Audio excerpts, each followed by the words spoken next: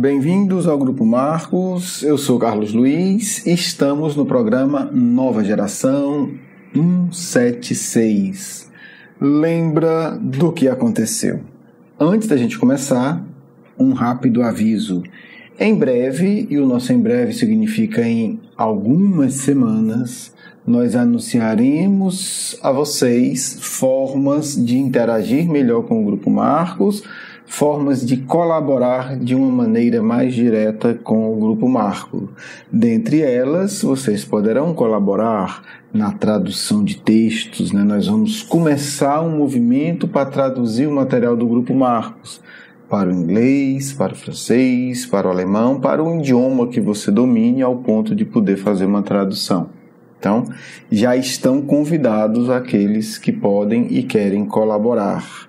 O pagamento é muito bom, trabalho e alegria, pagamento espiritual, né? Então a gente vai montar aí uma equipe de voluntários para enfrentar essa tarefa, né? Hoje nós temos vários livros, a série Se a Humanidade Falasse, por exemplo, está já com 10 livros publicados, mas nós não temos nenhum livro traduzido nem para o inglês, nem para o francês, nem para o alemão, nem para o esperanto da série Se a Humanidade Falasse, por exemplo. Não temos de nenhum. Temos apenas uma tradução, que a gente ainda vai trabalhar nela, do meu amigo Eurípides para o Esperanto. Então, por favor, quem possa, quem queira ou quem conheça alguém que acha, né, que vai se interessar, por favor avise. Teremos outras coisas, teremos atividades de divulgação, teremos formas de colaborar na própria internet, enfim. Vão surgir as formas, a gente vai apresentar de uma maneira organizada e desde já peço que aqueles que queiram já orem, já criem uma sintonia com a gente, com a equipe espiritual, para que a gente possa desenvolver esse trabalho. Todos são bem-vindos, todos têm talento, né? Postar no Facebook, enviar e-mails, enfim, colaborar das mais diversas formas. Todos são muito bem-vindos. Bem, depois a gente faz aí uma lista mais ampla, né? Mostrando pelo menos algumas dezenas, talvez uma dezena de formas de como colaborar, além de você pode colaborar com ideias. Eu acho que a tal ação pode produzir bons frutos. Isso também é muito bem-vindo. Bem, chega de conversa, cuidemos da vida. Tem uma história muito interessante aqui, que eu não sei se é verídica, mas a moral dela é, né? Dizem que certa vez alguém perguntou ao sábio Galileu Galilei quantos anos tem. Ele pensou e disse 8 ou 10, em evidente contradição com a sua barba branca. Mas logo explicou: tenho, na verdade, os anos que me restam de vida, porque eu já vivido não os tenho mais. É uma percepção do tempo. Vamos agora para outra, Cecília Meirelles. O vento do meu espírito soprou sobre a vida, e tudo o que era efêmero se desfez, e só ficastes tu, que és eterno. Mudou muito, né? Mas isso é justamente para causar um choque de percepção. Como é que nós lidamos com isso? O passar do tempo. E em particular, que é o nosso tema de hoje, como é que nós vamos lidar com o fator tempo quando nós desencarnarmos? Como é que vai ser isso? Kardec abordou isso. Como é que nós vamos lidar com o fator tempo, memória? Vocês já imaginaram que coisa interessante? Eu sempre vejo assim, seja por imaginação, seja por algumas lembranças. Sentado no banco de uma praça, de uma colônia espiritual, onde é possível ver o planeta Terra, pensando como foi a minha vida. Você vai viver isso de um jeito ou de outro. Pode ser que não seja no banco de uma praça, enfim, mas todos nós vamos olhar para a Terra em algum momento e vamos recordar a nossa existência corporal. Né? Kardec, olha, a gente muitas vezes discute muito a questão da regressão, né? Que tem seu motivo e é interessante, Kardec também discutia. Mas Kardec, aqui na questão 304 do Livro dos Espíritos, segunda parte, ele vai perguntar o seguinte: tudo bem, a gente está aqui, tem toda essa questão de lembrar um pouco, de não lembrar, de ter os impulsos e etc. E ele estuda. Mas depois ele muda a questão. A pergunta é: o espírito se recorda da sua última existência corporal? Podia não recordar. Né? Quando eu e você estivermos no mundo espiritual olhando para a Terra, a gente vai dizer: eu fui o fulano, eu fiz isso, eu nasci em tal cidade, eu estudei em tal colégio, eu trabalhei em qual empresa, eu fui dono de casa ou dona de casa, né, em tal período da minha vida. Resposta dos espíritos: sim. Quer dizer, tendo vivido várias vezes como homem, né, como ser encarnado, lembra-se do que foi. E eu te asseguro que às vezes ri com pena de si mesmo. Então, o que é que ele está dizendo? Ele lê, nós vamos lembrar, vamos olhar, só que nós vamos olhar de um outro ângulo. E às vezes a gente vai dizer: nossa, como eu fui besta. Meu Deus, tanto tempo dedicado a tanta coisa sem a menor importância, né? Como diz aqui a Cecília Meirelles, né? O vento do meu espírito soprou sobre a vida e tudo que era efêmero se desfez. Bonito nessa linguagem, quer dizer, mas é isso, o olhar do espírito. Quando a gente estiver desencarnado e olhar para a nossa existência, né, com o sopro do espírito, com essa visão do espírito, visão do espírito aqui é a visão da imortalidade, da grandeza da vida. Tudo que é efêmero se desfaz, né? E a gente vai rir com pena da gente muitas vezes. Nossa Senhora, 10 anos me dedicando a isso. O que é que eu fiz com os meus fins de semana dos últimos 30 anos? Porque o que é efêmero, por evidente, se torna insignificante do ponto de vista espiritual. Kardec vai enfiar aqui um pouquinho mais o alfinete, para dar uma alfinetada boa na 306. Vamos para 305. A lembrança da experiência corporal, da existência corporal, se apresenta ao espírito de maneira completa e inesperada. Veja que Kardec é um gênio porque ele faz perguntas filosóficas e logo em seguida ele faz pergunta técnica. Pergunta se lembra, uma questão mais filosófica, mais geral. Agora ele quer dizer: mas como é que ele lembra? De uma vez? Como quem dormiu, aí acorda de manhã e tem que fazer isso, ou eu fiz isso ontem. Os espíritos vão dizer, logo depois da morte, sim, é instantâneo praticamente, os espíritos respondem: não. Ele retoma a lembrança pouco a pouco, como alguma coisa que surge do nevoeiro à medida que fixa sua atenção.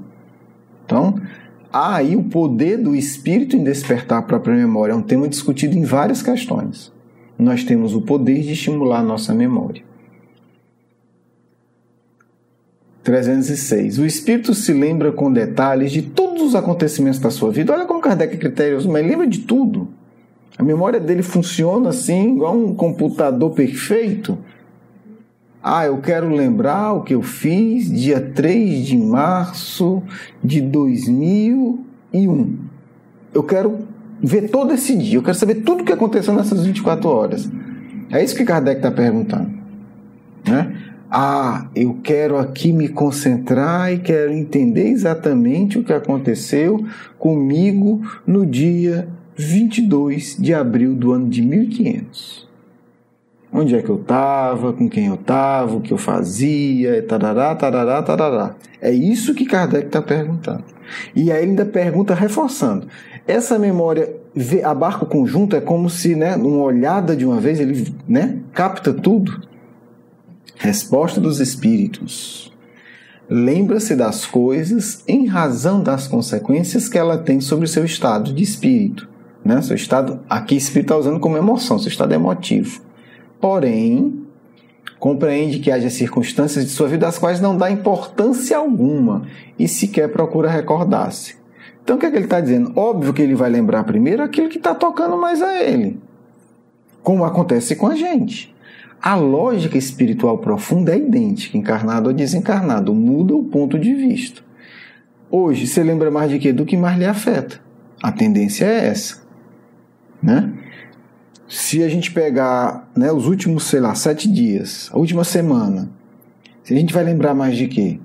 Aquilo que nos afetou mais imediatamente, né? Um acidente, uma boa notícia, uma preocupação maior, uma conquista.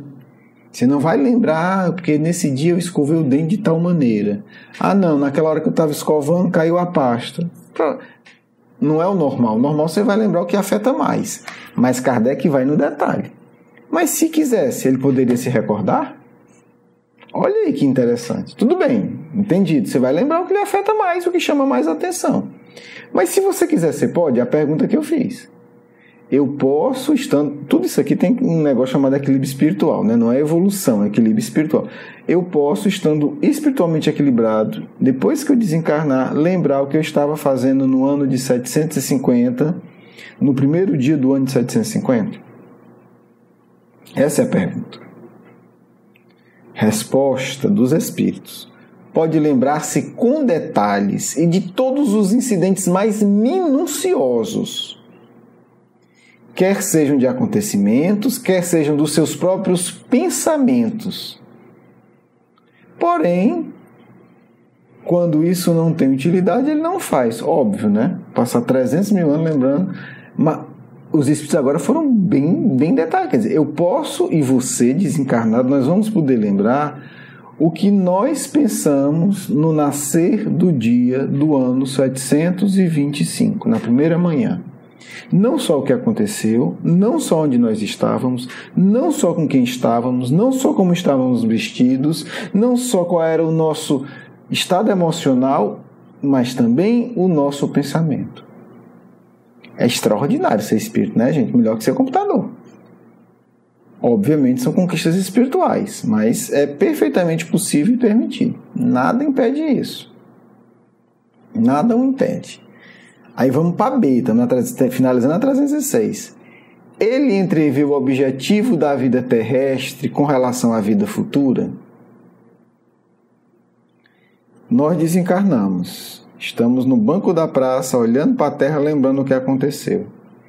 Quando a gente estiver lá, a gente vai entender os acontecimentos da nossa vida, que os principais acontecimentos da nossa vida se realizaram para que a gente crescesse espiritualmente. A gente vai entender, eu vou olhar e dizer, vale, quer dizer que no ano de 2003 aconteceu esse negócio aqui, foi para mim aprender aquilo?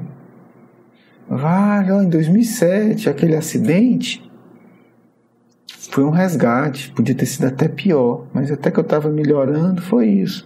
E aí, esse acidente era para mim aprender a ter paciência. Para mim não criar uma ilusão que eu estou acima das pessoas. Ah, quer dizer que aquela promoção que triplicou o meu salário em 2010 era uma prova que eu pedi para ver se eu tinha aprendido a ser equilibrado numa situação mais confortável? Então a gente vai fazer... É isso que Kardec está perguntando, né? Quando a gente está desencarnado vendo o que aconteceu, a gente, né, entende essa relação? Ou é só um filme que não tem nada a ver? Certamente, respondem os espíritos, ele vê e compreende bem melhor do que quando na vida no corpo. Compreende a necessidade de purificação para chegar ao infinito e sabe que em cada existência deixa algumas impurezas. Essa pergunta poderia ter sido respondida pela Cecília Meirelles, né? Vamos ver se não cabe a resposta.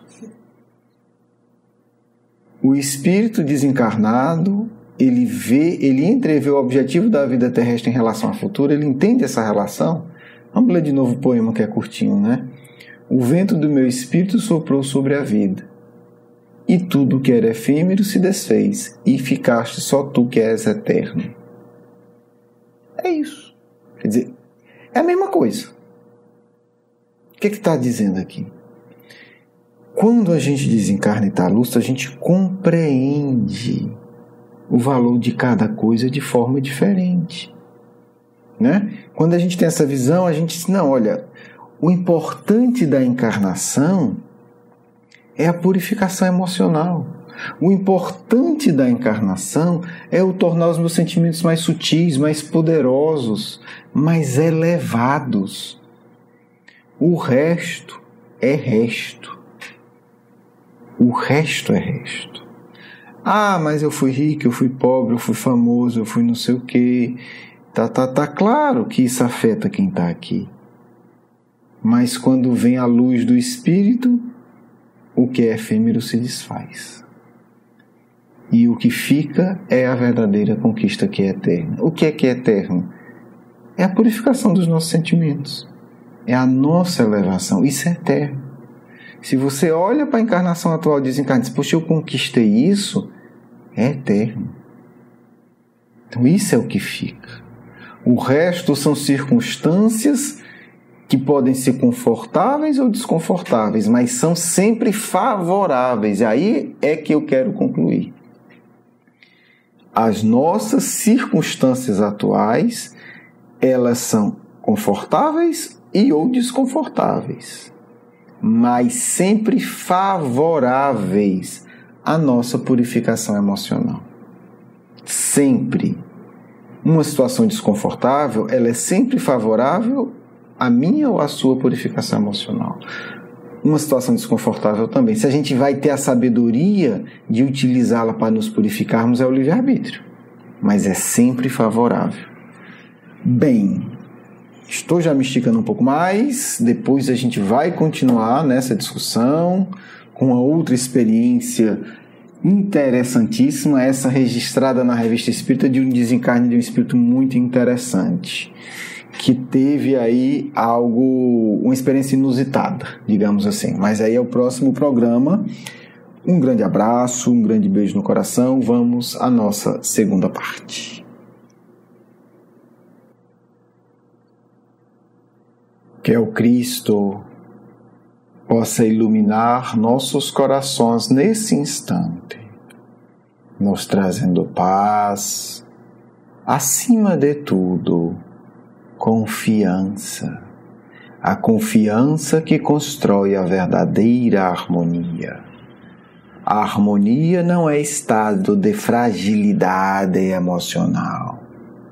A harmonia é o fruto da confiança profunda no Pai Criador, que protege, que cuida de cada pequeno detalhe para que todos os seus filhos conquistem a própria felicidade.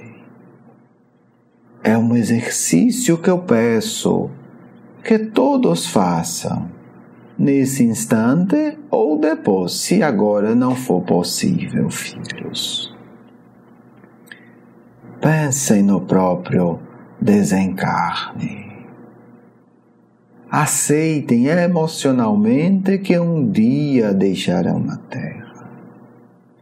Escrevam de forma simples o que vocês quererão ter deixado neste mundo.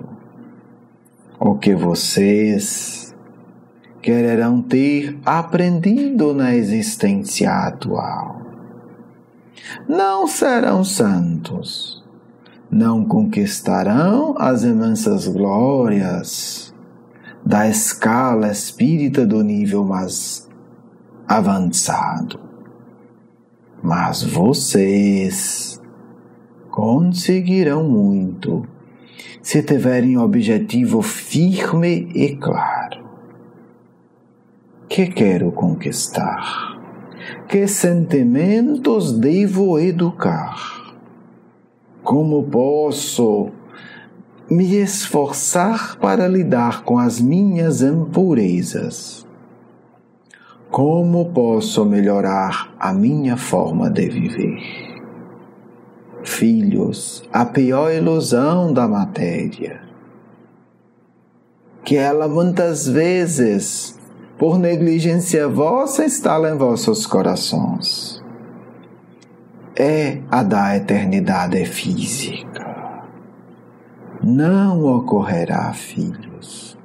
Vocês terão ainda muitas e muitas existências, milhares de desencarnes, Comecem hoje entendendo isso com o coração. Um dia haverá um corpo que vocês olharão. E esse corpo será o seu. Um dia haverá uma despedida. E você será a pessoa que parte. Um dia haverá um reencontro seu com os amigos da pátria espiritual. Preparar-se atentamente, preparar-se abnegadamente é muito mais importante do que eu poderia dizer aqui. Todos os dias, milhares de vocês encarnados chegam a nosso mundo como baratas tontas, como loucos desvairados, como seres apavorados. Mas vocês, espíritas, não podem continuar desencarnando assim. É muito triste, porque aqui se revela o ser emocional. Então o que interessa é a luz cultivada no coração, a confiança desenvolvida no Pai amoroso, a certeza de que a luz protege e protegerá aqueles que a buscam em todos os planos da existência. Aquele que isso faz conquista uma paz imensa e desfruta de alegrias inimagináveis no mundo sombrio como é a Terra na atualidade. Pensem nisso. Um dia o corpo morto será o seu. Um dia a sua consciência resplandecerá com a abnegação vivida, ou se encolherá vergonhosamente pelas trevas alimentadas. Filhos, todos vocês, sem nenhuma exceção, podem desencarnar muito bem. Preparem-se. Amém. Lutem contra a visão limitadora da matéria. E vocês terão muita felicidade ao chegar aqui na pátria espiritual. Muita paz do amigo espiritual de sempre. Quero agradecer o seu carinho, a sua atenção e para conhecer mais do nosso curso Educação Espírita, um convite à juventude, do nosso programa Nova Geração e os nossos livros, por favor visite o nosso blog grupomarcos.com.br. Você é muito bem-vindo. Um grande abraço.